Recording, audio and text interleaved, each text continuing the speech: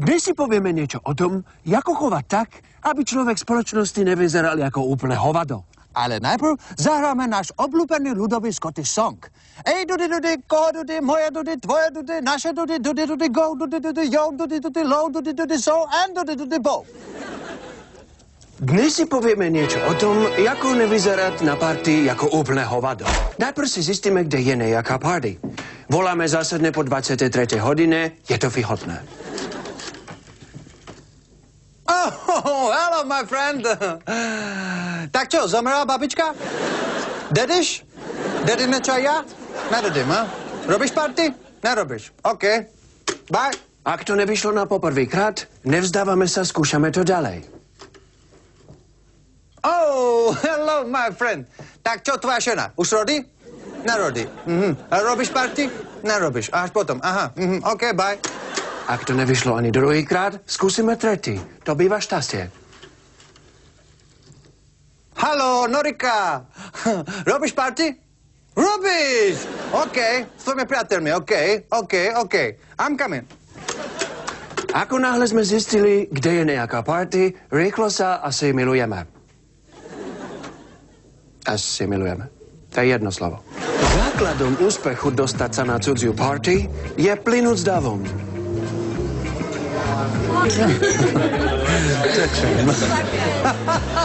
Nepútame na seba príliš pozornosť a na party zásadne nechodíme na ostro.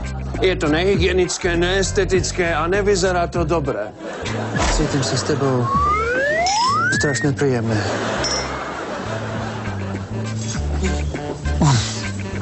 Som nabrúžený ako britva. Idem sa trochu vyvetrať. Pristúpime k žranici.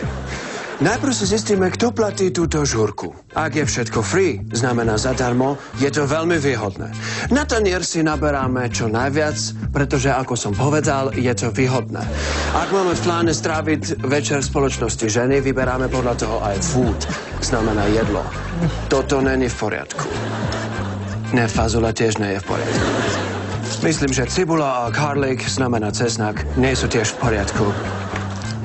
Takto by to malo byť all right.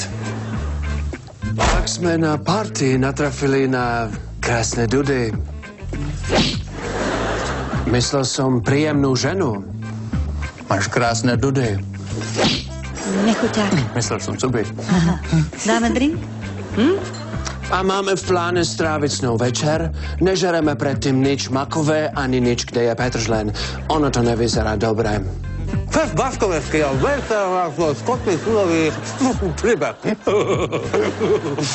Ak máme pocit, že je noha v nohave, koco v trube, alebo kozy v ohradke, no ešte není, mierime k barovému pultu a pýtame sa na alkohol.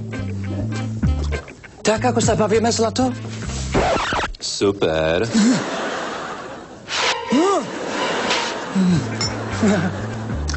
Niekedy sa ale môže stať, že sa ocitneme na zlej party. V takom prípade volíme útek, najlepšie s výhovorkou Just a moment, idem po svoje dudy. Dovidenia na budúce pri našom pravidelnom okienko Scottish Forever. See you next time.